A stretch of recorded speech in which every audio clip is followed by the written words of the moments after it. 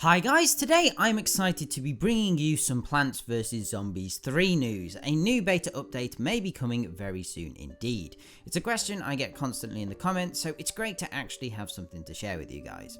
Now, it's been roughly 6 months since we had access to the most recent beta, which interestingly was the same amount of time between when we had the original new beta in September 2021 and the current one in April 2022.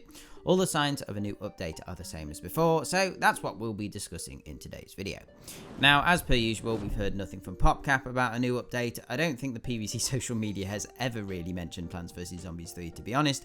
I've also been watching the PvZ2 news page like a hawk, as I expect a news article will be published on there very soon. Again, like before, the real piece of evidence we have about an update is a new message that has appeared in the current version of Plants vs Zombies 3, which you can't play, but it still lets you go to the menu screen. Back when the latest beta closed, if you tried to load up the game, you were greeted with a message that said, "The game service is not available at the moment. For more information, please see PvZ3 Q&A." There was also a restart button you could press, but basically it would reload the page and you would see the message again. Now if you try and load Plants vs Zombies 3, you get this message instead that says, "New update, a new version is available, get the update to continue."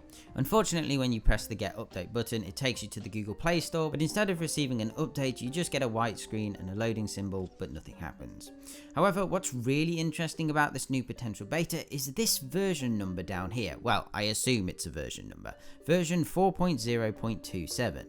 When the last Plants vs Zombies 3 beta had this message appear back in January, again before it was later released, you can see the version number was only 1.0.15. So to me, this says two things. Either one, if this is a new version of the beta, potentially we could see some much bigger changes and hopefully more and new content we haven't seen previously.